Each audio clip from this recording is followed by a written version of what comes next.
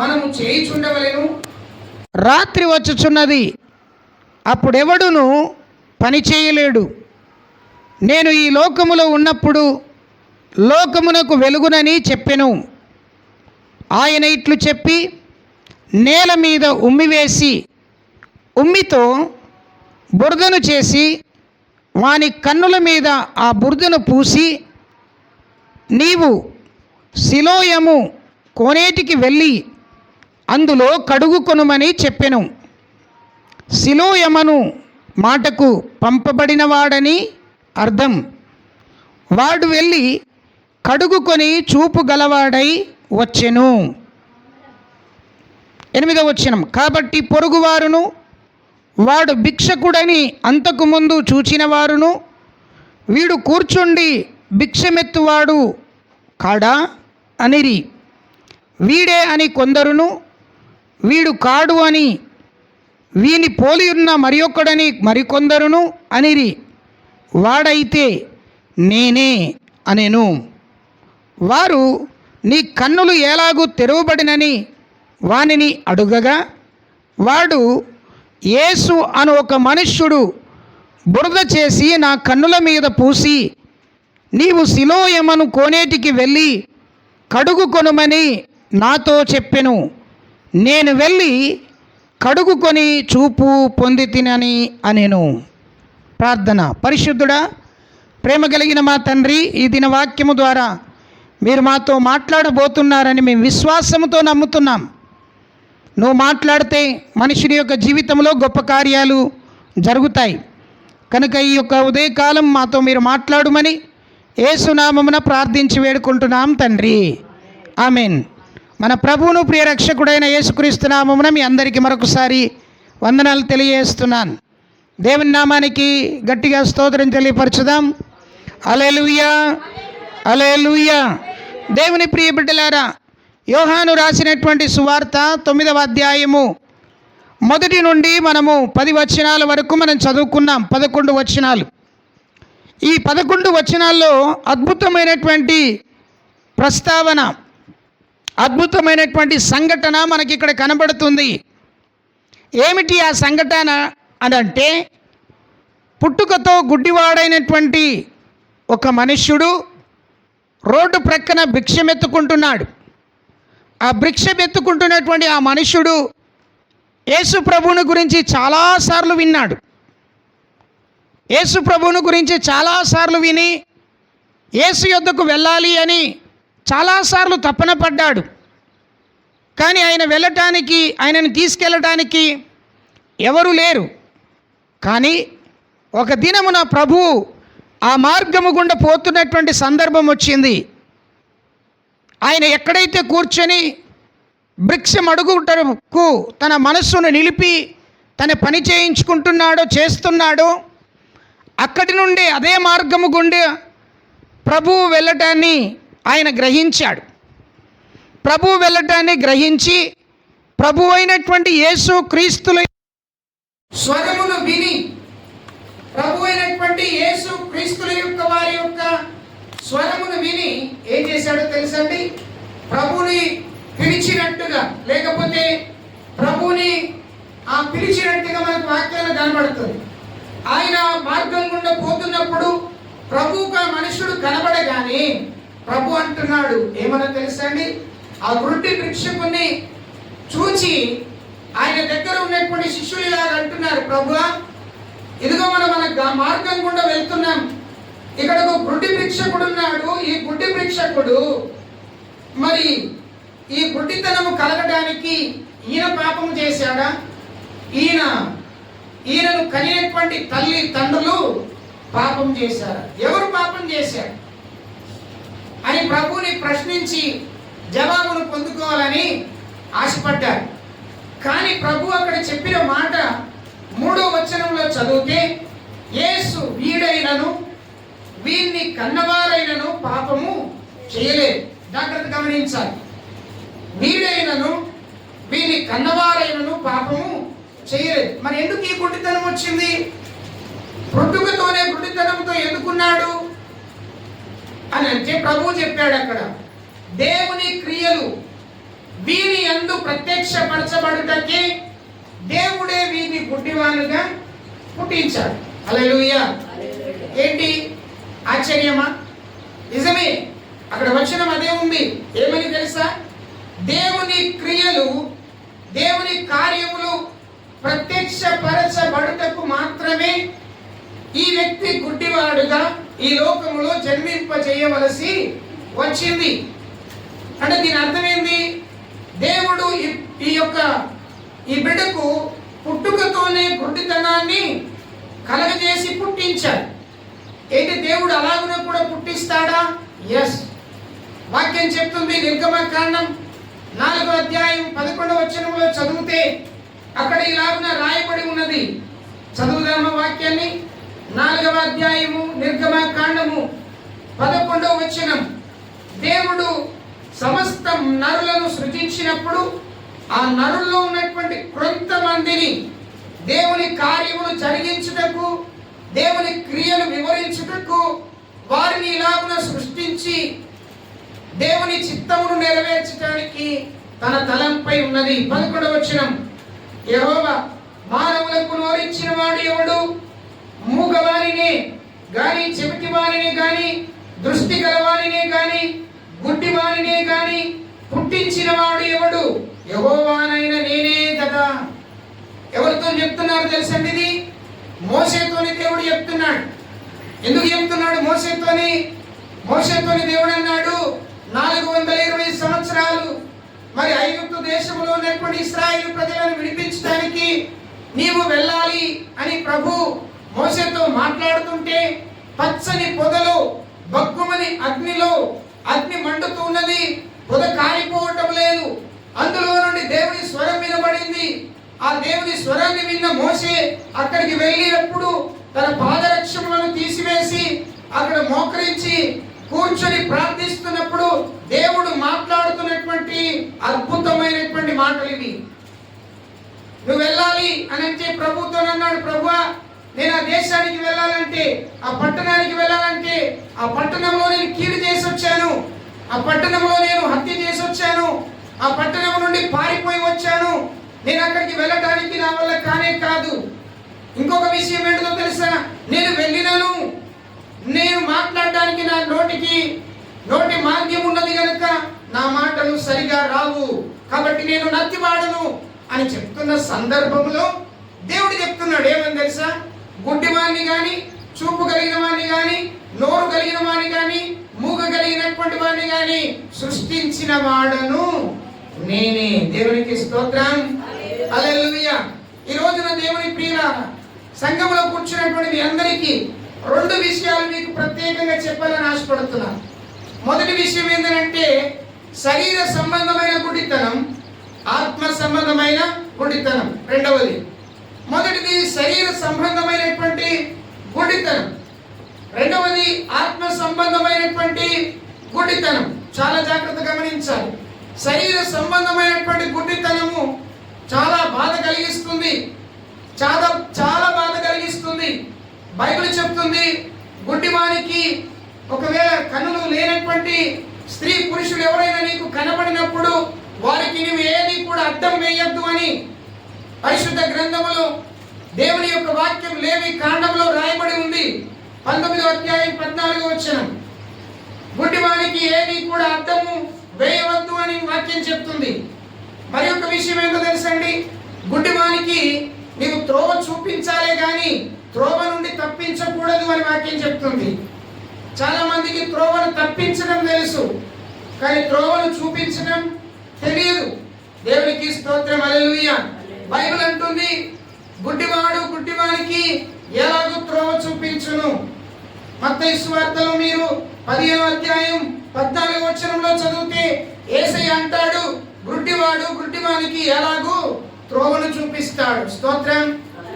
హల్లెలూయా. చూడండి, పాత నిబంధన కాలంలో మరి కొంతమందికి మరి వారు చేసినటువంటి నేరాన్ని బట్టి, వారు చేసినటువంటి తప్పిదాన్ని బట్టి శిక్షను కూడా విధిస్తారు. కొన్ని శిక్షలు, కొంతమందికి కాళ్ళు తీసేస్తారు, కొంతమందికి చేతులు తీసేస్తారు, కొంతమంది చేతులు కాళ్ళు కట్టివేసి విపరీతంగా మరి వారి దగ్గర ఉన్నటువంటి కొడా చేత కొడతారు. అంటే వారు చేసినటువంటి తప్పిదాన్ని బట్టి వారికి శిక్షను ఏం చేస్తారు? విధిస్తారు. ఆ శిక్షలలో ఒక శిక్ష ఏంటిదో తెలుసండి? కనులు ఉన్నటువంటి వ్యక్తిని కూడా ఏం చేస్తారో తెలుసండి? గుడ్డివానిగా తయారు చేస్తారు. గుడ్డివానిగా తయారు చేస్తారు.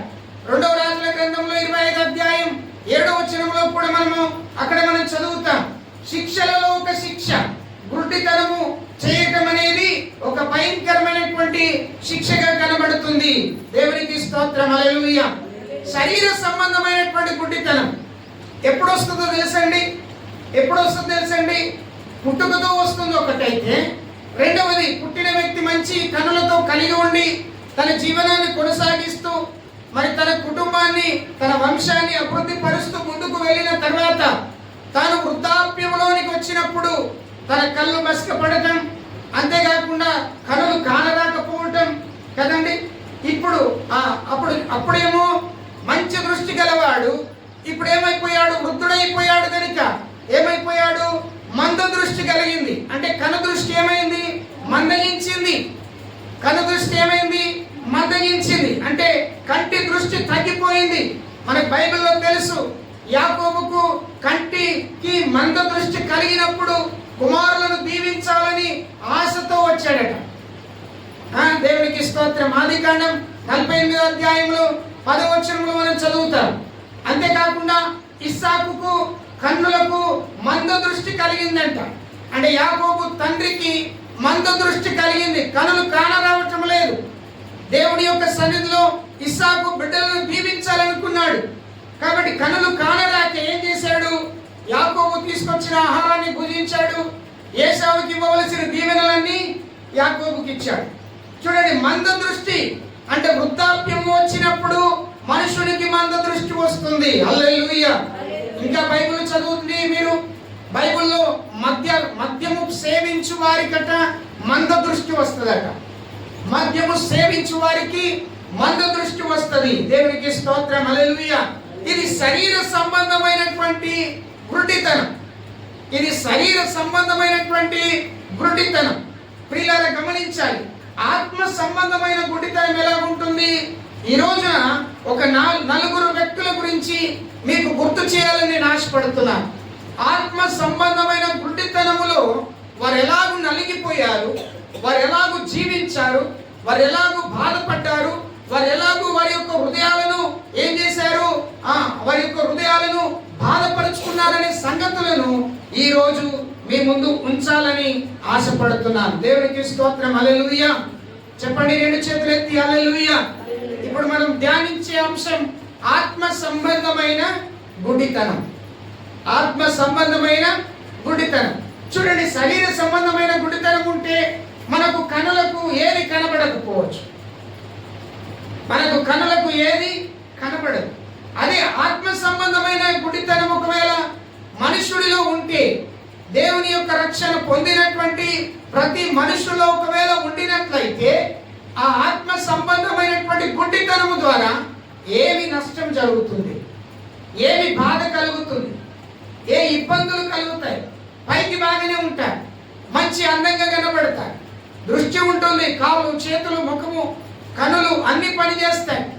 కానీ శరీర సంబంధమైన క్రియల్లో అన్నిటిలో ఉంటాడు, కానీ ఆత్మ సంబంధమైనటువంటి వాటిని ఆ వ్యక్తి గుర్తించలేకపోతాడు.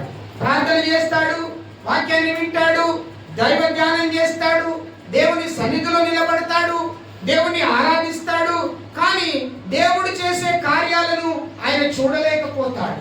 దేవునికి స్తోత్రం, హల్లెలూయా. అందుకే యేసు ప్రభుల వారు వారితో చెప్తున్నాడు ఏమని? ఈయన గుడ్డితనంతో ఉండడానికి కారణం ఏందో తెలుసా? దేవుని క్రియలు ఈయన యందు ఏం కావాలి? ప్రత్యక్షపరచబడాలి. దేవునికి స్తోత్రం. అలాగున్న 4 వ్యక్తులు మీకు గుర్తు చేయాలని ఆశపడుతున్నాను. మొదటి వ్యక్తి లోతు. బైబిల్ చూడండి, మీరు ఆదికాండము 19వ అధ్యాయం తీసుకోనండి.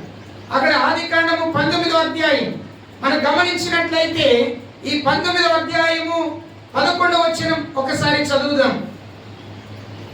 మొదటి వ్యక్తి ఆదికాండము 19వ అధ్యాయము 11వ వచనం.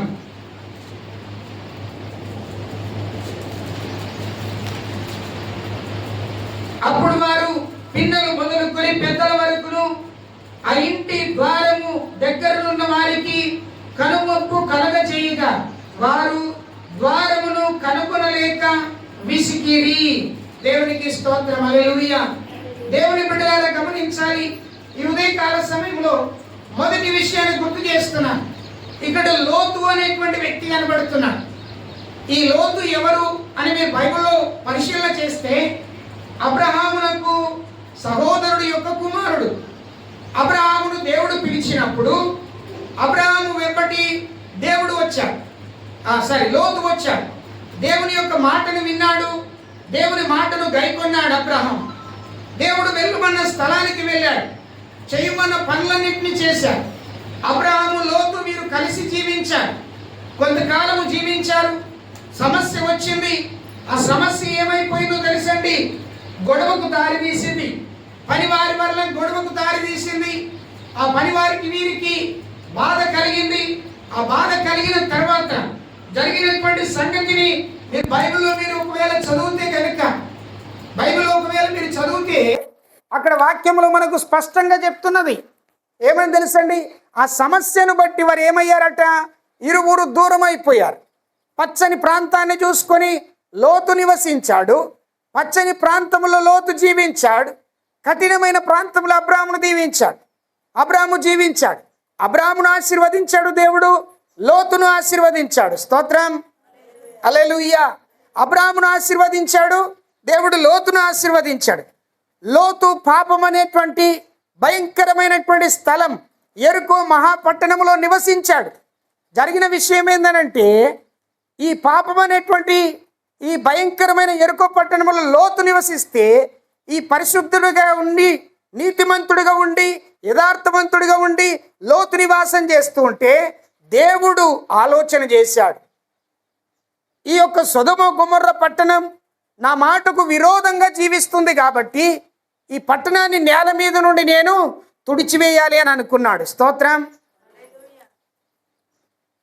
వింటున్నారా మీరందరూ? వినాలి.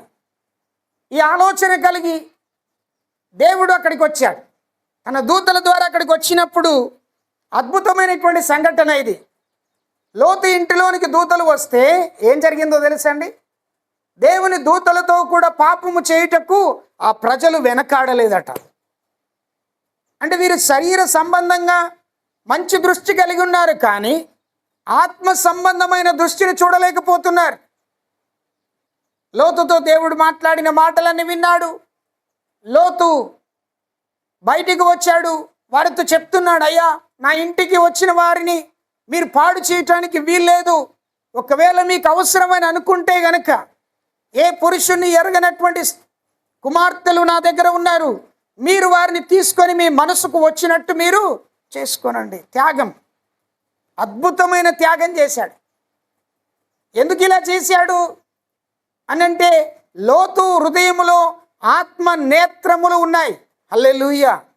చూడండి, ఆత్మీయంగా ఉన్నవానికి ఆత్మ కార్యాలు చూస్తాడు. ఆత్మీయంగా ఉన్న వ్యక్తి ఆత్మ వరాలతో నింపబడతాడు. ఆత్మీయంగా ఉన్న వ్యక్తి ఆత్మ అభిషేకముతో నింపబడతాడు. దేవునికి స్తోత్రం, హల్లెలూయా. ఆత్మీయంగా ఉన్నటువంటి వ్యక్తికి ఎప్పుడు కూడా తాను కోపపడడు. దైవ సంబంధమైనటువంటి ఆత్మ కార్యాలను మాత్రమే ఆయన చూస్తాడు. లోతు అలాగనే చూశాడు. లోతు చెప్పిన మాట ప్రజలు వినలేరు. లోతును బయటికి లాగేసి లోపలికి వెళ్ళాలని ప్రయత్నించారు, కానీ లోతు వారందరినీ బయటికి పంపించి లోతు లోపలికి వెళ్ళాడు. అప్పుడు దేవుని దూతలు చేసిన ఒక గొప్ప కార్యం ఏంటంటే, చిన్న పిల్లలు మొదలుకొని పెద్దల వరకు ఏం చేశారట, ఇంటి ద్వారమున ఉన్నటువంటి వారందరికీ ఏం కలిగింది? గుడ్డితనం కలిగింది. ఇది శరీర గుడ్డితనం కలిగింది. లోతు యొక్క ఆత్మ నేత్రాలు తెరవబడ్డాయి. లోతు చుట్టుప్రక్కల ఉన్నటువంటి ఇంటి చుట్టూ ఉన్నటువంటి ఈ సొదొమ గొమొర్ర పరిసర ప్రాంతాల్లో ఉన్నటువంటి ఈ ప్రజలకు శరీర సంబంధమైన గుడ్డితనం వచ్చేసింది. ఎందుకు ఇలా వచ్చింది? లోతుని దేవుడు కాపాడాలని అనుకున్నాడు. హల్లెలూయా. నిన్ను కాపాడాలని అనుకున్నప్పుడు నీ శత్రువులకు ఏం కలగజేస్తాడు తెలుసా? దేవుడు గుడ్డితనాన్ని కలుగజేస్తాడు. నిన్ను రక్షించాలని అనుకున్నప్పుడు, నీకు అపాయము జరగకుండా నిన్ను రక్షించాలని అనుకున్నప్పుడు నిన్ను ఆత్మ నేత్రములను తెరిచేవాడుగా చేసి నీ ఎదుట ఉన్న వానికి శరీర సంబంధమైనటువంటి గుడ్డితనాన్ని కలగజేస్తాడు. అది దేవుని గొప్పతనం. లోతు తన కుటుంబాన్ని రక్షించుకోవాలని తాపత్రయపడలేదు. లోతు తన భార్య బిడ్డలను రక్షించుకోవాలి అని తాపత్రయపడలేదు. వినాలి, లోతు ఎవరిని రక్షించాలని అనుకున్నాడు? తన ఇంటికి వచ్చినటువంటి దేవుని దూతలను రక్షించాలనుకున్నాడు.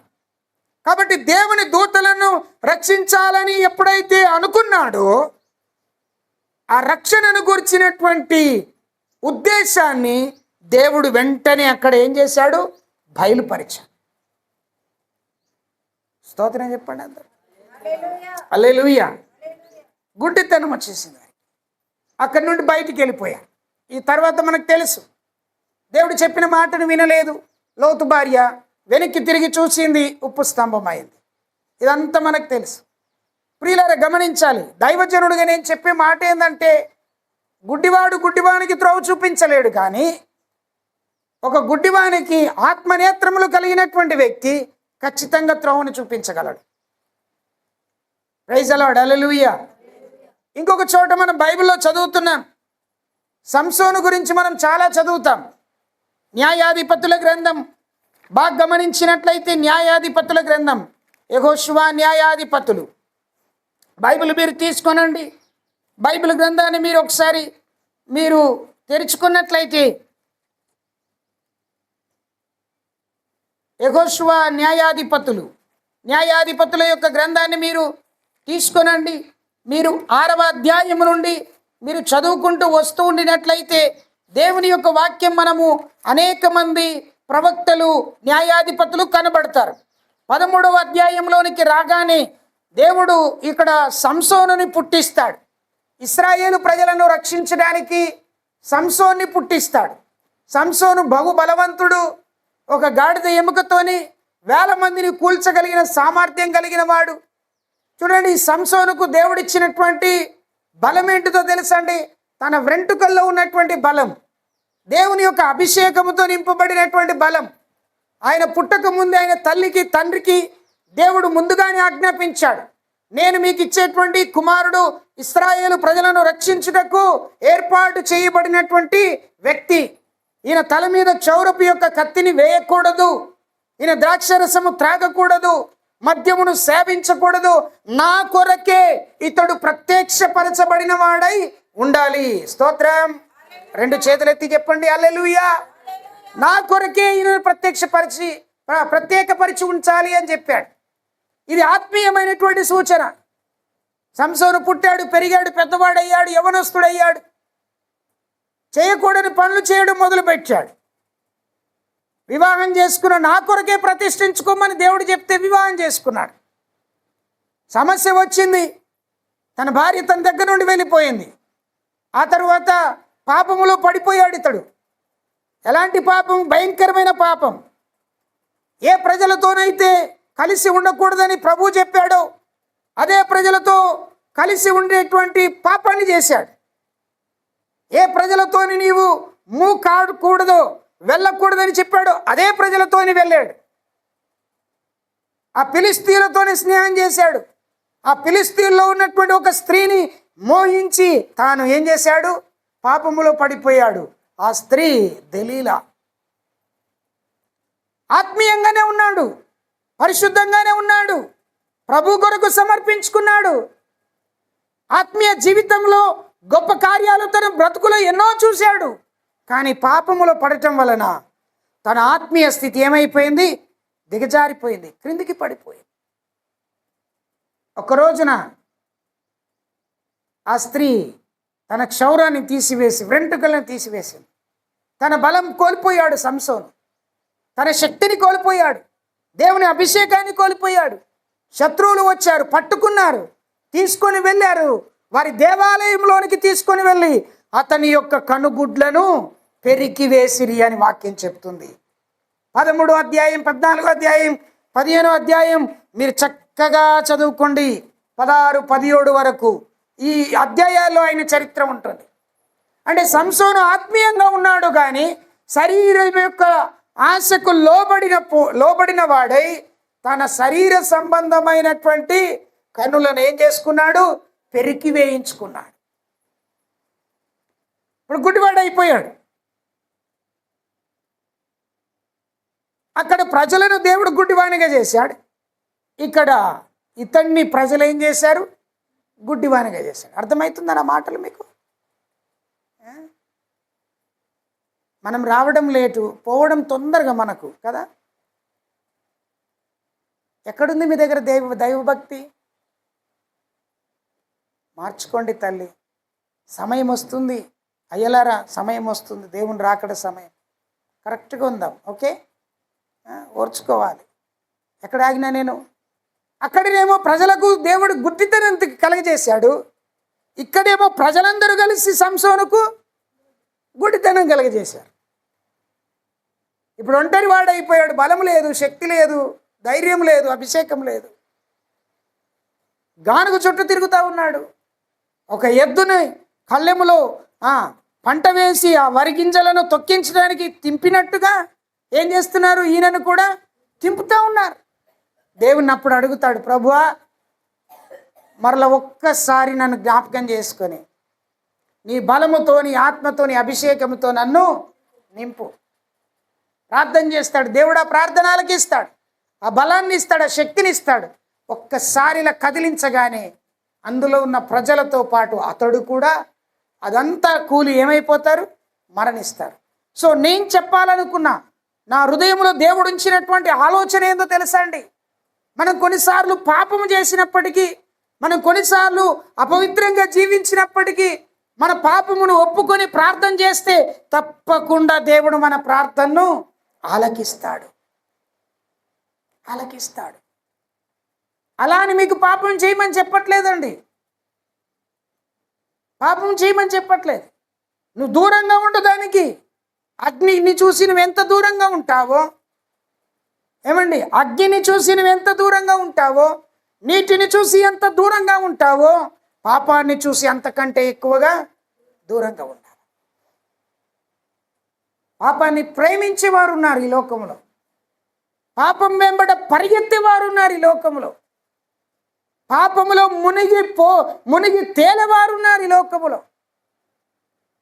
పాపం అంటే ఏంటి? హత్య చేయటమా? పాపం అంటే ఏంటో తెలుసా? దేవుని యొక్క ఆజ్ఞను అతిక్రమించటమే పాపం. ఈ గుడ్డితనము ఆత్మీయమైనటువంటి గుడ్డితనం. ఇంకొకటి చూపిస్తాను మీకు. ఇంకొక ప్రవక్త ఉన్నాడు బైబిల్లో. చూడండి, 2వ రాజుల గ్రంథం చూడండి ఒకసారి. అందరు తీయండి, బైబిల్ తీయండి. 2వ రాజుల గ్రంథం. ఇక్కడ కూడా గుడ్డితనం కలిగింది. 6వ అధ్యాయంలోనికి రండి. 6వ అధ్యాయము 8వ వచనం. సిరియా రాజు ఇశ్రాయేలీయులతో యుద్ధము చేయవలనని కోరి తమ సేవకులతో ఆలోచన చేసి ఫలాని స్థలమందు మన దండు పేట ఉంచుదమని చెప్పాను. అయితే ఆ దైవజనుడు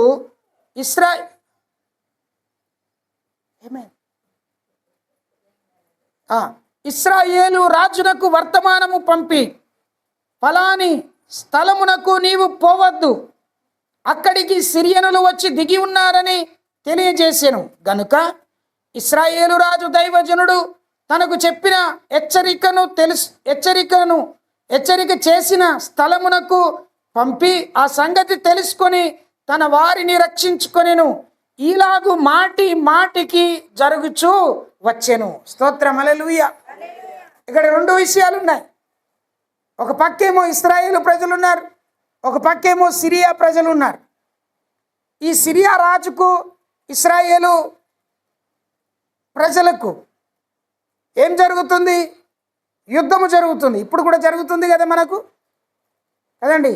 ఇజ్రాయేల్ దేశానికి ఇరాను దేశానికి ఏం జరుగుతుంది? యుద్ధం జరుగుతుంది. ఇప్పుడు ఇక్కడ కూడా యుద్ధం జరుగుతూ ఉంది. ఈ ప్రజలు ఇక్కడికి వెళ్ళి యుద్ధం చేయాలని అనుకున్నారు. కానీ మధ్యలో ఎవరున్నారు తెలుసండి?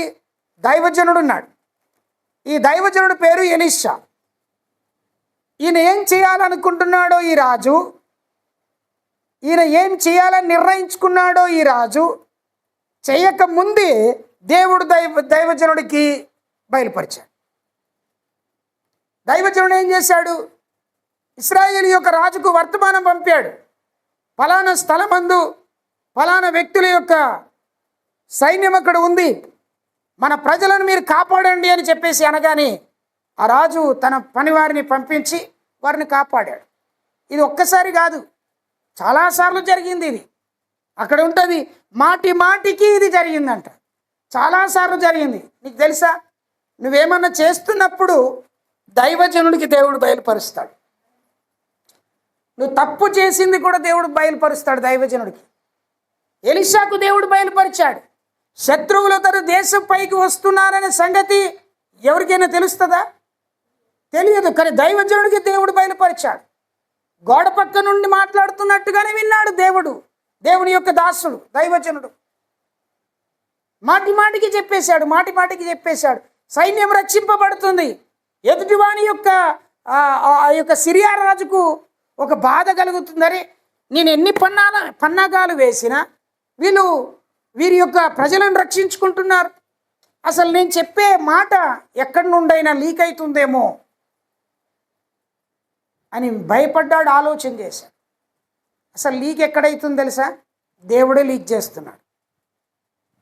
ఆ శత్రువు దగ్గర మీరు ఓడిపోకూడదని దేవుడే లీక్ చేశాడు. ఇంకొకటి తెలుసండి, ఇంకా మీరు కిందికి చదువుకుంటూ వస్తే చదువుకుంటూ వస్తే ఈ ఇశ్రాయేలు ప్రజలు ఉన్నటువంటి ఆ ప్రాంతము చుట్టట సిరియనీయుల యొక్క గుంపులన్నీ సైన్యమంతా ఉందంట. ఒక దాసుడు పరిగెత్తుకొని దైవజనుడి దగ్గరికి వచ్చి, అయ్యా ఇదిగో చూడు, ఈ సైన్యమంతా ఉంది, వీరందరూ మనల్ని చంపడానికి వచ్చేస్తున్నారు అని అంటే, అక్కడ చక్కని ఒక మాట ఉంటుంది. ఏం తెలుసండి? 17వ వచనం, అతడు భయపడవద్దు, మన పక్షమున ఉన్నవారు వారి కంటే అధికులై ఉన్నారు. ఎవరి పక్షమున? మన పక్షమున. ఎవరైతే క్రీస్తునందు ఆత్మీయంగా జీవిస్తారో వారి పక్షమున దేవుడు ఖచ్చితంగా నిలిచి ఉంటాడు. దేవుడు వారికి ధైర్యాన్ని ఇస్తాడు, బలంని ఇస్తాడు, శక్తిని ఇస్తాడు, ఆశీర్వాదాన్ని ఇస్తాడు, ఉపకారాన్ని చేస్తాడు, ఆలోచననిస్తాడు, అభివృద్ధి పరుస్తాడు. ఎవరికి? దేవుని యందు ఆత్మీయంగా ఉన్న వారికి. దేవుని సొమ్మును కాజేసేవారికి కాదు, దేవుని మీద నింద వేసేవారికి కాదు, దేవుని అవమానపరిచేవారికి కాదు. దేవుని యందు ఎవరైతే నిలిచి ఉంటారో, ఆత్మీయంగా జీవిస్తారో వారికి ఇవన్నీ దేవుడు జరిగిస్తాడు. గట్టిగా హల్లెలూయా చెప్దాం. హల్లెలూయా. ప్రియులారు, ఇక్కడ గమనించాలి. ఎలీషా దగ్గరికి వచ్చి దాసుడు అంటున్నాడు, అయ్యా ఈ సైన్యాన్ని చూస్తే నాకు గజగజ వణుకుతున్నానని అంటే, అప్పుడు దైవజనుడు ఏమంటున్నాడు తెలుసా అండి? ఏమంటున్నాడండి? 16వ వచనం, భయపడవద్దు అని చెప్పి ఏమంటున్నాడు? మన పక్షమున ఉన్నవారు మన దగ్గర ఉన్నవారి కంటే అధికంగా ఉన్నారు. ఎవరున్నారు? ఎవరు లేరు. సైన్యం, కళ్ళకు కనబడే సైన్యం ఎవరు కనబడట్లేదు. కానీ 17వ వచనంలో అద్భుతమైన ప్రార్థన చేశాడు. అక్కడ దైవజనుడైన ఎలీషా అద్భుతమైన ప్రార్థన చేశాడు. ఏం ప్రార్థన చేశాడు అక్కడ? యెహోవా వీడు చూచినట్లు దయచేసి వీని కళ్ళు తెరువమని ఎలీషా ప్రార్థన చేయగా, యెహోవా ఆ పనివాని కళ్ళను తెరవజేసెను గనుక వాడు ఎలీషా చుట్టూను పర్వతము అగ్ని గుర్రముల చేత రథముల చేత నిండి ఉండుట చూచెను. దేవునికి స్తోత్రం. హల్లెలూయా. ఏం చూశాడండి? అగ్నిని, రథములను, సైన్యమును చూశాడు. ఏం తెరిచాడు దేవుడు ఇక్కడ? ఏమండి ఏం తెరిచాడు? పనివాని యొక్క కన్నులు తెరవబడ్డాయి. శరీర సంబంధమైన కన్నులతో చూశాడు, భయపడ్డాడు. ఆత్మనేత్రములతో చూసినప్పుడు ఏమైపోయాడు? ఆశ్చర్యపోయాడు. అందుకే నీకు దైవజనుడిగా నేను చెప్పే మాట ఏందో తెలుసా అండి? నువ్వు ఆత్మనేత్రములు కలవాడవై ఉండాలి. ఎప్పుడు దేవుని దర్శనాలు చూడాలి. ప్రార్థన చేస్తున్నప్పుడు నాకు దయ్యాలు కనబడుతున్నాయి, భూతాలు కనబడుతున్నాయి అని అంటే మరి అవి కనబడకపోతే ఏం కనబడతాయి నీకు? నన్ను చంపేస్తాను అంటున్నాడు, మరి చంపేస్తారు. మరి నన్ను పొడిచేస్తాను అంటున్నాడు, పొడిచేస్తారు. మరి నాకు ఏదేదో అయిపోతుంది అంటే అయిపోతుంది. మరి నువ్వేం చూడాలి? దేవుని దర్శనం చూడాలి. దైవ భక్తిలో ఉన్న నీవు దైవ సంబంధమైన దర్శనాన్ని చూడాలి. దేవుని ప్రత్యక్షత చూడాలి. దేవుని మహిమను నీవు చూడాలి. ఆ మహిమను నీవేం కావాలి? అనుభవించాలి. ఎలీషా చెప్తున్నాడు, ప్రభువా ఈ దాసుడి యొక్క కన్నులు నువ్వు తెరువు అన్నాడు దేవుని సన్నిధిలో. కన్నులు తెరవగానే అగ్నిని చూశాడు, పర్వతాల చుట్టూ ఉన్నటువంటి సైన్యాన్ని చూశాడు, మహిమను చూశాడు, ఆశ్చర్యపోయాడు ఆయన. దేవునికి స్తోత్రం, హల్లెలూయా. నిన్నటి దినం ఒక సేవకుడు నాతో అంటున్నాడు, అయ్యా నేను నిన్ను చూసినప్పుడల్లా నాకు ఒక ఆనందం అనిపిస్తుంది అని అన్నాడు. ఏంటిది అని అన్నాను. నీ దగ్గర ఏముండకపోయినా అన్నీ ఉన్నట్టుగా కనబడతామని అన్నాడు. ఒకటి. రెండవది అన్నాడు, ఏమన్నాడు తెలుసా? మా పిల్లలు మా భార్యనే సాక్ష్యం. ఏమన్నాడు తెలుసా అండి? నువ్వు నిలబడితే దేవుని మహిమని చుట్టూ ఉంటుంది, నువ్వు నడిస్తే దేవుని మహిమ నీ చుట్టూ ఉంటుంది. అంటే ఆయన చెప్పాడని కాదు నేను చెప్పేది, నువ్వు అలా ఉండాలని నా కోరిక. ఈ సంఘములో, ఈ పరిచర్యలో ఈ మాటలు వింటున్న నీవు దేవుని యొక్క ప్రత్యక్షతను కలిగిన వాడమై ఉండాలి. దేవునికి స్తోత్రం, హల్లెలూయా. ప్రైజ్ ది లార్డ్ చెప్పండి. ఎంత బంగారు స్వరం మీది, ముత్యాలు రాలిపోవట్టే. దేవునికి స్తోత్రం, హల్లెలూయా. చూడండి, పనివానికి కన్నులు దేవుడు తెరిచాడు. మీరు మంచిగా వినండి. సంసోను కన్నులు మూయబడ్డాయి, లోతు కన్నులు తెరవబడ్డాయి, ప్రజల కన్నులు మూయబడ్డాయి. ఇక్కడ పనివాని కన్నులు తెరవబడ్డాయి. ఆత్మ నేత్రములతో చూస్తున్నాడు ఈయన. ఇంకొక వ్యక్తి ఉన్నాడు, నాలుగో వ్యక్తి. ఆయన ఎవరో తెలుసా అండి? పాపులలో ప్రధాన పాపుడు, దౌర్భాగ్యుడు, దుర్మార్గపు యొక్క క్రియలు చేసినవాడు, దేవుని దూషించినవాడు, దేవుని ప్రజలను హింసించినవాడు, దేవుని ప్రజలను చాలా కఠినముగా శిక్షించి చెరసాలలో వేయించినటువంటి వ్యక్తి. ఆ వ్యక్తి ఎవరో చెప్పండి? ఆ వ్యక్తి పేరేంటిదో తెలుసా? సౌలు. అపోస్తుల కార్యముల గ్రంథం మీరు వాక్యాన్ని తీసుకోండి, చదవండి. అక్కడ 9వ అధ్యాయంలో మీరు చూడండి. ఈ సౌలు ఏం చేశాడు? దేవుని ప్రజలను హింసించాలని, దేవుని ప్రజలను చెరసాల్లో వేయాలని తన శరీర సంబంధమైన అహంకారముతో, గర్వముతో, తనకు కలిగిన బలముతో ఏం చేశాడు? అధికారుల దగ్గర పత్రములు పుచ్చుకొని తన వారిని వెంటబెట్టుకొని ప్రజలను హింసించడానికి పరిగెత్తినటువంటి వ్యక్తిన. నీ ప్రక్కనున్న వారిని హింసిస్తలేరా? చాలామంది కదా. ఏదైనా సమస్య, ఇందాక సహోదరి చెప్పింది, సహోదరి ఎస్తేరమ్మ సాక్ష్యం చెప్పింది, ఎంతో అవమానపరిచారు, ఎంతో బాధపరిచారు, ఎంతో దుఃఖపరిచారు, ఎంతో వేదనకు గురి చేశారు. కానీ మన దేవుడు నమ్మదగినవాడు. మాట ఇచ్చి ఆయన తప్పకుండా, మాట ఇచ్చి తప్పకు ఆయన నెరవేర్చే దేవుడు. దేవునికి స్తోత్రం, హల్లెలూయా. మనవారే మనకు నిందిస్తారు, మనవారే మనకు అవమానపరుస్తారు, హేళనపరుస్తారు.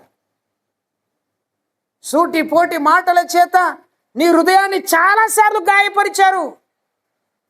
సహోదరుడా, సహోదరి, అలాంటి గాయపరిచిన వారిని నువ్వు క్షమించాలని దేవుడు చెప్తున్నాడు. మనల్ని గాయపరిచారు, కానీ ఈ సౌలు అనే వ్యక్తి ఏం చేశాడో తెలుసండి? గాయపరచడమే కాదు, తీసుకొచ్చి చెరసాల్లో వేశాడు, లాక్కొచ్చి చెరసాల్లో వేశాడు. ఇలాంటి వ్యక్తి కోసం మనం ఏమని ప్రార్థన చేస్తాం? ప్రభువా, వీని తీసేయి, వీని లేపేయి, వీడు పొంగనే ఏదన్నా, రాంగనే ఏదన్నా, ఇట్ట ప్రార్థన చేస్తాం కదా. నిజమే. సంఘం ఏమని ప్రార్థన చేసి ఉంటుంది? సంఘం ఏమని దేవునికి మొరపెట్టి ఉంటుంది? సంఘము దేవుని యొక్క సన్నిధిలో ఏమని గోజాడి ఉంటుంది? ఒకసారి ఆలోచించండి, ఒకసారి ఆలోచించండి. ఎందుకు ఈ మాట చెప్తున్నానంటే, పేతురు అబద్ధం ఆడాడు. సంఘములోనికి వచ్చినప్పుడు, పరిశుద్ధాత్మతో నింపబడినప్పుడు పాపము కొట్టివేయబడింది, పరిశుద్ధంగా జీవించాడు. 3,000 మంది రక్షింపబడ్డారు. స్తోత్రం, హల్లెలూయా. అంటే క్షమించే హృదయాన్ని, క్షమించే అలవాటును, క్షమించే మనస్సును పేతురు ధరించుకున్నాడు. అంటే పేతురు ధరించుకున్నాడు అని అంటే సంఘమందరూ కూడా ధరించుకున్నారు. ఇంత హింసించుచున్నటువంటి ఈ సౌలు కొరకు సంఘం ఎంతో ప్రార్థన చేసింది. దమస్కులో ఏమైపోయాడు? గుర్రముల మీద వెళ్తూ ఉంటే అకస్మాత్తుగా ఏమొచ్చింది? గొప్ప వెలుగు అతన్ని కమ్ముకున్నది. ఆ వెలుగులో కింద పడిపోయాడు. గాలి వచ్చింది, కింద పడిపోయాడు. చిమ్మ చీకటి కమ్ముకున్నది, వెలుగు ప్రత్యక్షమైంది. దేవుడు మాట్లాడుతున్నాడు. నువ్వెవరయ్యా, నువ్వెవడువు అని అంటాడు ఆయన కదా. ఏమంటాడు? నువ్వెవడువు అంటే ప్రభు అంటాడు, నీ హింసించుచున్నా యేసు, నువ్వు నన్ను ఎవడంటావురా అని చెప్పి ఆయనను అప్పటిదప్పుడే ప్రాణం తీయలే. ఏమన్నాడు తెలుసా అండి? నీవు హింసించుచున్నా యేసును నేనే అని అన్నాడు. అప్పటి వరకు అన్ని చూసిన వ్యక్తి యేసును చూడంగానే కళ్ళు పోయినాయి. విచిత్రం కదా, అవునా కాదు? విచిత్రం అవునా కాదు? మీరు ఆలోచించండి. యేసును చూడంగానే ఏమైనాయి? కళ్ళు పోయినాయి. కింద పడిపోయాడు. దేవుని వెలుగును చూశాడు, కన్ను మూయబడ్డాయి. కన్ను మూయబడి వెతుకుతూ ఉన్నాడు. స్వరం విన్నాడు, మాట విన్నాడు. తన దగ్గర ఉన్నవారు దూరంగా వెళ్ళిపోయి పడిపోయారు. వారందరూ తీసుకొని వారందరూ ఆయన ఎత్తుకు వచ్చి ఆయనను తీసుకొని వెళ్ళి దమస్కు పట్టణంలో ఉన్న ఒక ఇంటిలో పెట్టేశారు. ఏమైపోయాడు ఇప్పుడు? మంచోడు గుడ్డోడు అయిపోయాడు. మంచోడు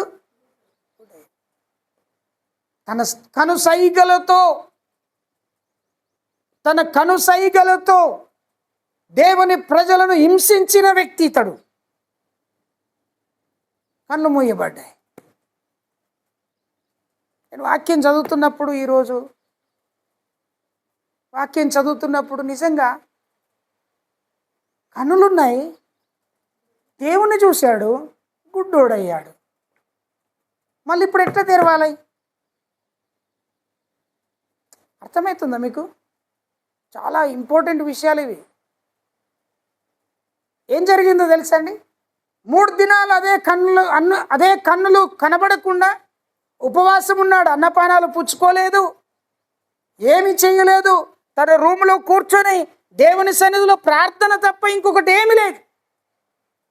భక్తుడైన అననీయ వచ్చాడు, ప్రార్థన చేశాడు.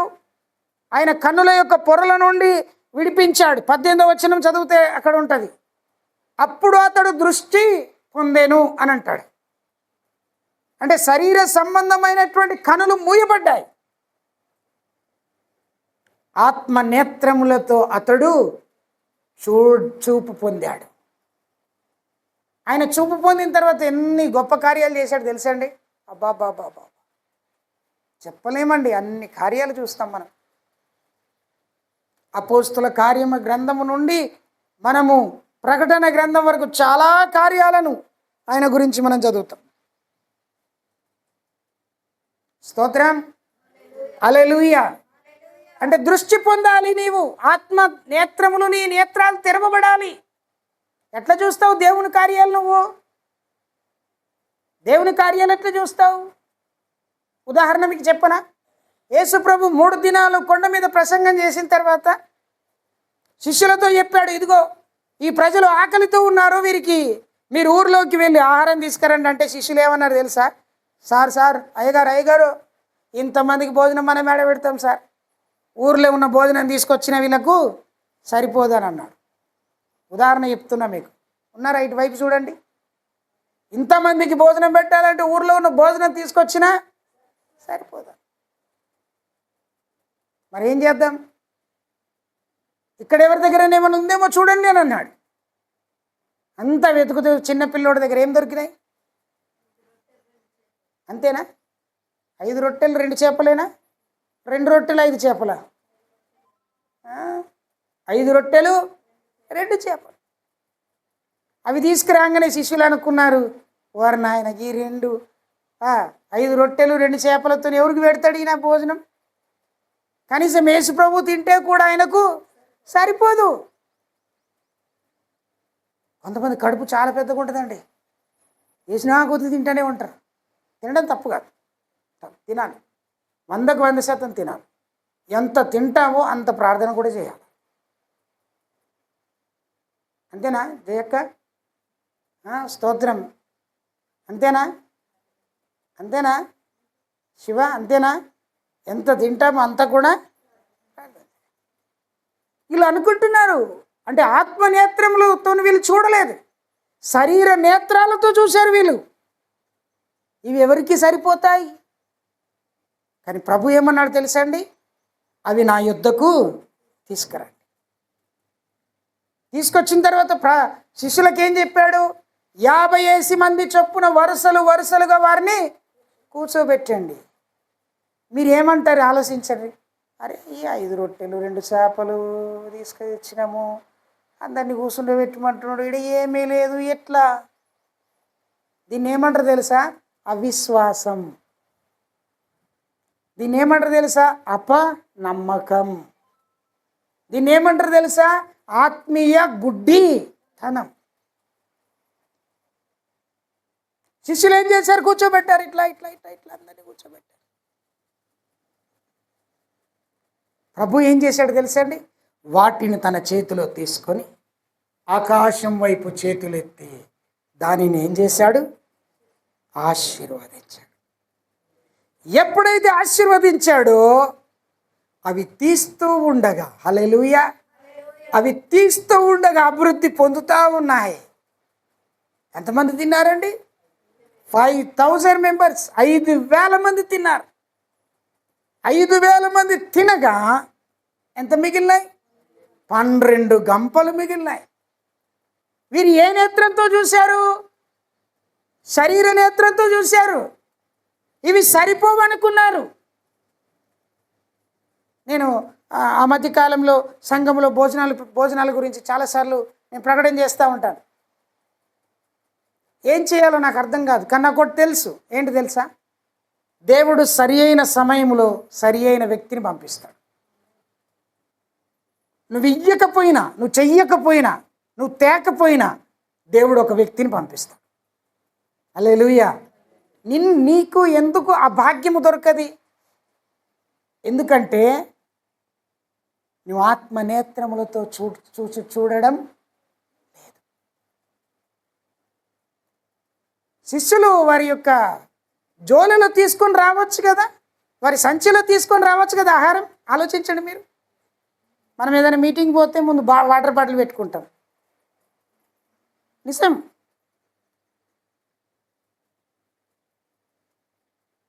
అరే మీటింగ్కి వెళ్తున్నాం, అక్కడ ఏం దొరుకుతుందో దొరకదు అని ఒక బిస్కెట్కి ప్యాకెట్ కూడా ఏం చేస్తాం, అందులో సంచిలో వేసుకుంటాం. ఎంత టైం అవుతుందో ఏం కత్తను అని చెప్పి ఒక 2-3 చాక్లెట్లు కూడా ముగిస్తాను. నేను 5 నిమిషాలు ఉంది, అందుకే జాగ్రత్తగా వినండి మీరు. శిష్యులు తెచ్చుకోవచ్చు కదా, తేలేరు ఎందుకు? శిష్యులకు యేసు మీద ఉన్నంత ధ్యాస భోజనం మీద లేదు. కానీ యేసయ్యకు ఆత్మీయమైన వాక్యము మీద ఉన్నంత ఆలోచన ఎంతుందో వారి శరీరములను గురించిన ఆలోచన కూడా అంతే ఉంది. హల్లెలూయా. దీవించాడు. అందరు తినగా 12 గంపలు మిగిలినాయి. అంటే ఇది ఆత్మకార్యమా శరీర కార్యమా?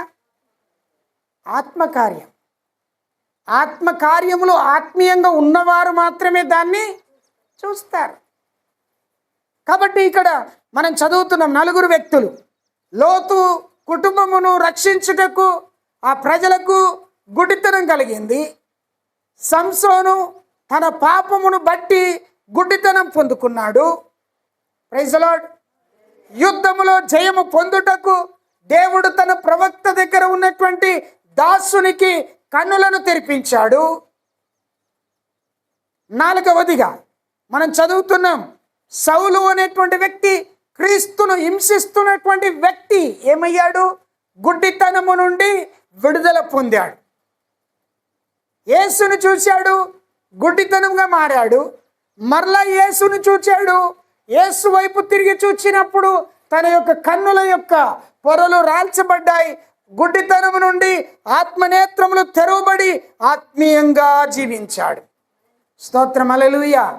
ఇప్పుడు యోహాను సువార్తలోనికి వెళ్తే యేసయ్యను అడుగుతున్నారు, ప్రభువా, ఈ గుడ్డితనం కలిగినటువంటి ఈ యొక్క కుమారుడు భిక్షమడుకుంటున్నటువంటి వ్యక్తి కదా, ఈ వ్యక్తికి పుట్టుకతోనే గుడ్డితనం వచ్చింది కదా, ఈ పుట్టుకతోనే వచ్చినటువంటి గుడ్డితనము వీరి తల్లిదండ్రులు పాపం చేస్తే వచ్చిందా, వీడు పాపం చేస్తే? దేవుడు ఏమన్నాడు అక్కడ? వీడు కానీ వీళ్ళ తల్లిదండ్రులు కానీ పాపం చేస్తే వచ్చింది కానే కాదు. దేని కొరకు వచ్చింది ఇది? దేవుని క్రియలు ప్రత్యక్షపరచబడుటకు వచ్చింది. ఆమేన్, హల్లెలూయా. దేవుని క్రియలు నీ ద్వారా ప్రత్యక్షపరచబడుటకు, ఆ గుడ్డివాని ద్వారా ప్రత్యక్షపరచబడుటకు ఆయనకు గురుడితనము వచ్చింది. స్వస్థత పొందాడు. యేసయ్య ఉమ్ము ఊసి బురదను చేసి తన కనుల పొర మీద రాసి సిలోయమనే కోనేటి దగ్గరికి పంపించాడు. ఆయన అక్కడికి వెళ్ళాడు, కనులు కడుక్కున్నాడు, దృష్టి పొందాడు. హల్లెలూయా. దృష్టి పొందాడు, నడుస్తున్నాడు. అందరూ ఆయన ఆపి అడుగుతున్నాడు, ఎట్లా నువ్వు దృష్టి పొందావు, ఎట్లా నీ కళ్ళు తెరవబడ్డాయి? నేను నిన్న దినం ఒక మీటింగ్కి వెళ్ళాను. ఆ మీటింగ్లో ఒక భార్య భర్తలు ఉన్నారండి. భార్య భర్తకు కన్ను లేవు, గుడ్డివాడు, ఉద్యోగస్తుడు, ప్రభుత్వ ఉద్యోగం. భార్య అతన్ని తీసుకెళ్తా ఉంది. నేను గమనిస్తూ ఉన్నాను. నేను నడుస్తూ మెట్లు దిగుతూ ఉంటే ఆమె కూడా మెట్లు దింపుతూ ఉంది. ఫస్ట్, సెకండు, థర్డు అని చెప్తా ఉంది. ఆయన దిగుతూ ఉన్నాడు. ఇది ఫ్లాట్ అనగానే ఆగాడు అన్నట్టు. ఆశ్చర్యం అనిపించింది. ఆయన కన్నులు కనబడకపోయినా ఆత్మ నేత్రాలతో చూస్తున్నాడు ఆయన. హల్లెలూయా. పడిపోలే. తినే భోజనంలో కూడా చూడండి, తినే భోజనంలో కూడా మాతో కలిసి తిన్నాడు ఆయన. నేను ఆశ్చర్యపడ్డాను, ప్రభు ఎందుకు ఇలాగున ఈ వ్యక్తికి ఆలోచన, ఎందుకు ఇలాగున్న దృష్టి ఇలాగొచ్చింది? అక్కడ మొదలైంది నాకు మెసేజ్. స్తోత్రం, హల్లెలూయా. ఆయనకు లేకుండా అన్ని చేస్తున్నప్పుడు ఉండి మనం ఎందుకు చేయకూడదు? హలో, ఆయనకు లేకున్నా ఆయన అంత భక్తితో, విశ్వాసంతో, ప్రార్థనతో, నమ్మకంతో, ఆత్మీయంగా జీవిస్తున్నప్పుడు ఉన్న మనం ఎందుకు చేయకూడదు? లేని వ్యక్తి దేవుని క్రియలను వివరిస్తున్నప్పుడు ఉన్న మనం ఎందుకు దేవుని క్రియలను వివరించకూడదు? ఇట్స్ వండర్ఫుల్ అండి. ఈరోజున ప్రభు మనతో మాట్లాడుతుంది. అక్కడ అందరూ అంటున్నారు, నువ్వు రోడ్డు ప్రక్క నుండి భిక్ష పడుకునేవాడివి కదా అని అంటే, కొంతమంది అంటారు, లేదు లేదు వీడిని పోలినోడు ఇంకొకడు ఉన్నాడు అని అంటారు. అందరు కలిసి ఆయన దగ్గరికి వచ్చారు, నాయన నువ్వు భిక్ష పడుకునేవాడివి అని అంటే, అవును నేను భిక్ష పడుకునే వ్యక్తిని. ఎవరు నిన్ను స్వస్థపరిచాడు? యేసు అని ఒక మనుష్యుడు నా యొద్దకు వచ్చి ఆయన నా కన్నులకు బురదను పూసి ఆయన సిలోయమను కోనేటిలో కడుక్కోమని చెప్పాడు. కడుక్కున్నాను, నా కన్నులు తెరవబడ్డాయి. ప్రియ సంగమా, దేవుని సావాసములు ఉన్నటువంటి నీవు ఈ రోజున ప్రభు నీతో మాట్లాడుతున్న మాట ఏందో తెలుసండి? నువ్వు శారీరకంగా పుష్టిగా ఉన్నావు, కానీ ఆత్మీయంగా నువ్వు వెలిగించబడలే. శారీరకంగా అద్భుతంగా ఉన్నావు, కానీ ఆత్మ నేత్రాలు తెరవబడలే. శారీరకంగా నీవు అనుకుంటున్నావు నేను వెలుగులో ఉన్నానని నువ్వు అనుకుంటున్నావు, కానీ ఇంకా నీవు చీకటిలోనే ఉన్నావు. చీకటి అపవాది కార్యాలకు సూచన, చీకటి దేవుని నామానికి దూరపరిచేదానికి సూచన. నువ్వు ఇంకా చీకటిలోనే ఉన్నావు. ఆత్మీయంగా జీవించే నీ నోటికి పరిశుద్ధతనే ఉంటుంది, అపవిత్రత ఉండదు. ఆత్మీయంగా జీవించే నీ నడకకు పరిశుద్ధత నడకనే ఉంటుంది, అపవిత్ర నడక ఉండదు. ఎంతకాలం నీవు నీ ఆత్మనేత్రాలు తెరవకుండా ఉంటావు? చివరికి ఒక మాట చదువుతాను, మీకు గుర్తు చేస్తాను. దేవుని కార్యాలను నీవు చూడకుండా చేసేది ఎవరో కాదండి, నీ ఇంటివారో నీ ఇంటి పక్కవారో కాదండి, సాతానుడే. చూడండి, వాక్యం చూడండి. రెండవ కొరింథీయులకు రాసిన పత్రిక 4వ అధ్యాయము 4వ వచనం. 4వ అధ్యాయము 4వ వచనం. కొరింథీయులకు రాసిన పత్రిక 4వ అధ్యాయం 4వ వచనం నేను చదువుతున్నాను. దేవుని స్వరూపి అయి ఉన్న క్రీస్తు మహిమ కనపరచు సువార్త ప్రకాశము వారి మీదకి ప్రకాశింపకుండు నిమిత్తము ఈ యుగ సంబంధమైన దేవత అవిశ్వాసులైన వారి మనోనేత్రములకు ఏం కలగజేసింది? గుడ్డితనము కలగజేసింది. దేవుని వాక్యం విననీయకుండా, దేవునికి ప్రార్థన చేయకుండా, దేవుని సన్నిధికి రానియకుండా ఎవరు గుడ్డితనం కలగజేశారు? అపవాది. ఈ యుగ సంబంధమైన దేవత అపవాది. విశ్వాసంలో ఉన్న నిన్ను అవిశ్వాసంలోనికి నడిపిస్తుంది. ప్రియులారా, వాక్యాన్ని వింటున్న మీకు ఒక్క మాట చెప్పాలని ఆశపడుతున్నాను. నా హృదయంలో ఉన్న భారం ఏందో తెలుసా? నా హృదయంలో ఉన్న భారం ఏందో తెలుసండి. నువ్వు ఆత్మనేత్రములతో ఆయనను చూడాలి, ఆయన మహిమను చూడాలి, ఆయన ప్రత్యక్షతను చూడాలి, ఆయన దర్శనాన్ని చూడాలి. ఆయనతో జీవించే ఆ జీవనమును నీవు నీ కన్నులారా చూడాలి. యెషయా చూశాడు. యెషయా కళ్ళు మూసుకొని ప్రార్థిస్తూ ఉండినప్పుడు దేవుని దూతలు ఆయనను స్తుతించుట చూశాడు. పేతురు ప్రార్థన చేస్తున్నప్పుడు దర్శనాన్ని చూశాడు. కొర్నేలు ప్రార్థన చేస్తున్నప్పుడు దర్శనాన్ని చూశాడు. ఫిలిప్పు దర్శనాన్ని చూశాడు. నువ్వేం చూస్తున్నావు? టీవీ సీరియలా? సెల్ ఫోన్లో ఉన్నటువంటి షార్ట్ వీడియోలా?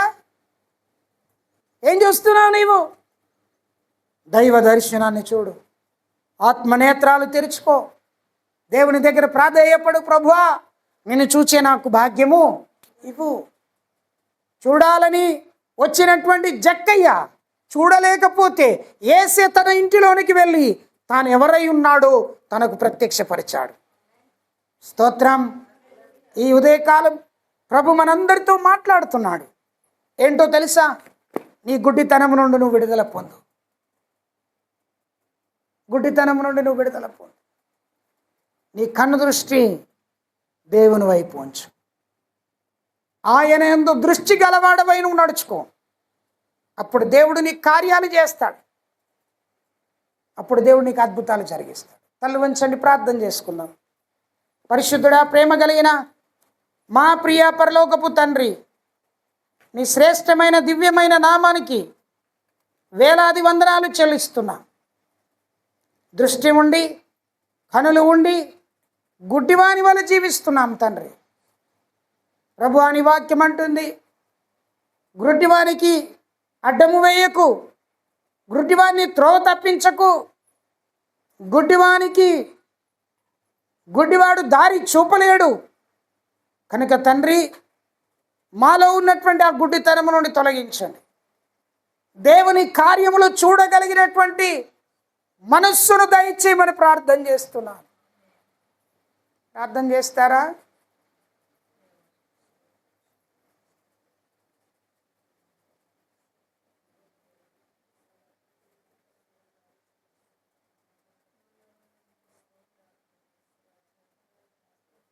ఏ గుడ్డితనంలో మునిగిపోయావు?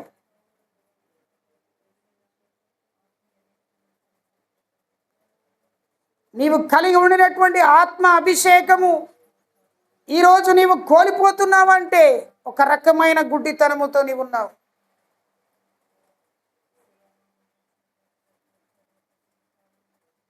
కన్నులు తెరవబడాలి. ఆత్మనేత్రములతో ఆయనను చూడాలి. నీవు ఆయన ప్రత్యక్షమైనప్పుడు ఆయనను చూడాలి. భూమి యందు ఉన్నప్పుడే దేవుని దర్శనము చూడని నీవు ఆయన ప్రత్యక్షత ఎలా చూడగలవు? పనికి మాలిన వాటిని చూస్తున్నావు. పనికి మాలిన వాటిపైన దృష్టి నిలుపుతున్నావు. పనికి మాలినటువంటి వాటిపైన నీ మనస్సును నిలిపి దృష్టిస్తున్నావు. ఆత్మ సంబంధమైన దాని వైపు నీ దృష్టి మళ్లించు. కానా విందులో ద్రాక్షారసం అయిపోయింది. అందరూ మాట్లాడుకుంటున్నారు. కానీ ప్రభు అక్కడ 6 రాతి బాణల్లో నీళ్లు నింపి దానిని తీసుకొని వెళ్ళి ప్రధానులకు మీరిచ్చి తాగించండి అని అంటే త్రాగిన వారు అంటున్నాడు, ఇంత మంచి ద్రాక్షారసం ఇప్పటి వరకు ఎక్కడ ఉన్నది? That is spiritual ice. అది ఆత్మీయ నేత్రం. చూడు అలాగున నీవు సంఘాన్ని గురించి, దేవుని ప్రజల గురించి, రోగుల గురించి దర్శనాన్ని చూడు. నా కన్నులకు ఉన్న మంద దృష్టిని తొలగించు తండ్రి అని అడుగు.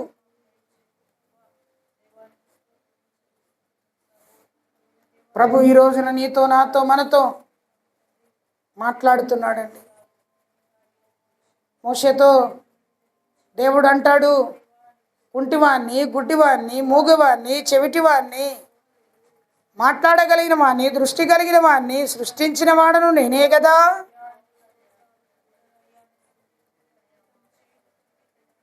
నీకు పిల్లలు కాళ్ళు చేతులు వంకర కలిగి పుడితే దేవుని నామాన్ని అవమానపరుస్తావు నువ్వు.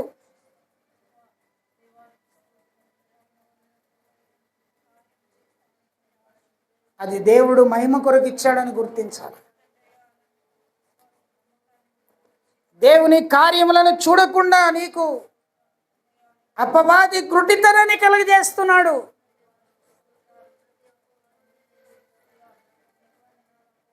లాజరు చనిపోయాడు, 4 దినాలైంది. యేసయ్య అక్కడికి వెళ్దామనంటే సొంత సహోదరి అంటున్నది, ప్రభు అక్కడికి వెళితే నా తమ్ముడి యొక్క శరీరము నుండి దుర్వాసన వస్తుందయ్యా. తమ్ముడిని చూడాలని ఉంది కానీ శరీరం అయితే దుర్వాసన వస్తుంది. ప్రభు అన్నాడు, నమ్మితే దేవుని మహిమను చూస్తావు. మహిమ ఎవరికి కనబడదండి, ఎవరైతే నమ్ముతారో వారికే కనబడుతుంది. ఇదిగో ఈ స్థలంలో దేవుని సన్నిధి ఉన్నది.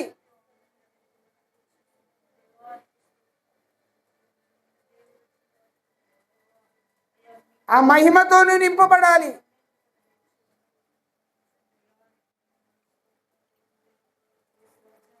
ప్రార్థన చేసుకుందాం. పరిశుద్ధుడా, ప్రేమ కలిగిన మా తండ్రి, కృప కలిగిన మా దేవ, నీ నామమునకు మహిమ ఘనత ప్రభావములు చెల్లిస్తున్నామయ్యా. నీ మహిమతో మమ్మలను కప్పు దేవుడు. 4 వ్యక్తులు నా తండ్రి ఒక కుటుంబాన్ని కాపాడటానికి ప్రజలకు గుడ్డితనాన్ని కలిగజేశాం. పాపములో పడినటువంటి వ్యక్తి, దేవుని ప్రజలను రక్షించే వ్యక్తి ప్రజల చేత గుడ్డివాడుగా అయ్యాడు. రాజ్యము కాపాడబడుటకు దాసుడి యొక్క కన్నులను తెరిచి ఆత్మనేత్రాలతో చూపించిన దేవుడు. నిన్ను చూచిన వ్యక్తి గుడ్డివాడిగా అయ్యాడు, కానీ అతడు వెలిగించాడు అనేకులను. ప్రభువా, నీ దృష్టి మాకు దయచేయి. పెట్టురా సౌండ్.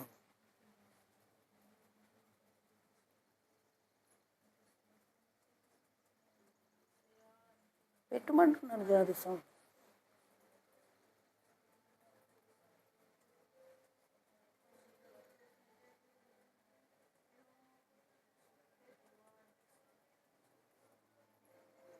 ఆత్మనేత్రాలతో చూడు.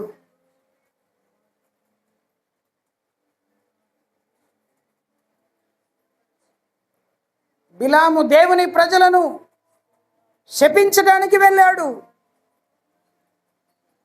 గాడిద కన్నులకు మరణదూత కనబడింది. గాడిద కన్నులకు ఉన్న తేజస్సు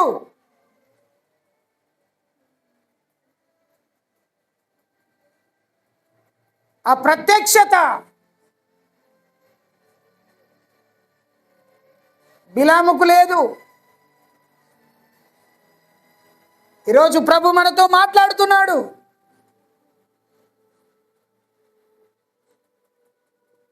శరీర గుడ్డితనం కాదు, ఆత్మీయ గుడ్డితనం నుండి బయటికి రా. దేవుని కార్యాలు చూడు, దేవుని ప్రత్యక్షత చూడు,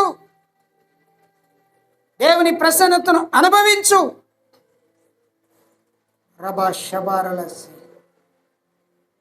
ప్రార్థించుదాం. ఎస్,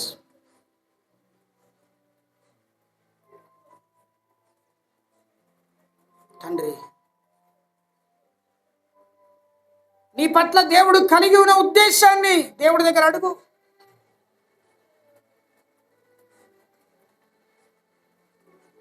ప్రార్థన. పరిశుద్ధుడైన తండ్రి, మహోన్నతుడా, సర్వశక్తి కలిగిన దేవా, నీకు వందనాలు చెల్లిస్తున్నాం. ఈ దినమంతా మీరు మాతో మాతో మాతో మాతో మాట్లాడినందుకు నీకు వందనాలు. నీ కృపలో మమ్మల్ని భద్రపరిచినందుకు వందనాలు చెల్లిస్తున్నాం. నీ మహిమతో మమ్మల్ని కప్పండి ప్రభువా. మా ఆత్మీయ నేత్రాలు తెరవండి, ఆత్మ నేత్రములను వెలిగించండి. ఆత్మ కార్యములతో మేమందరము ఆనందించుదుముగాక.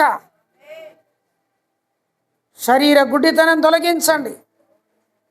దేవుని కార్యాలను చూడనీయకుండా చేస్తున్నటువంటి అంధత్వము తొలగిపోవునుగాక. నీ గొప్ప కార్యములు జరిగించమని ప్రార్థిస్తూ యేసు నామమున ప్రార్థించి అడిగి వేడుకుంటున్నాం తండ్రి. ఆమేన్. మన పరమ తండ్రి అయిన దేవుని ప్రేమ, కుమారుడైన యేసుక్రీస్తుల వారి యొక్క కృప, పరిశుద్ధాత్మ యొక్క దైవ సన్నిధి నిత్యము తోడై నీడై ఉండి నడిపించి ఆత్మ నేత్రములను వెలిగించును గాక. ఆమేన్. యేసు రక్తమే జయం, శిలువ రక్తమే జయం. యేసు నామమునకు సంపూర్ణ విజయము కలుగును గాక. ఆమేన్. అందరికీ వందనాలు. దేవుడు మిమ్మలను దీవించి ఆశీర్వదించును గాక. ఆమేన్.